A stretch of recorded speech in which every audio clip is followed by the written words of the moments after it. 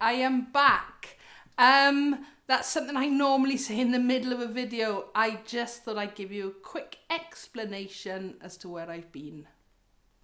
So the last time I was in front of the camera was when I just unboxed my beautiful Flight electric ukulele that you've just seen me playing there. A few days after that, nothing to do with that arriving, I started to feel a little bit ill, and a few days after that I got my positive COVID test back. That was a few weeks ago. As you can hear, my voice isn't quite back to normal yet, but I am feeling much better. So that's basically where I've been. I haven't been playing ukulele. I haven't even been looking at my beautiful Flight uke.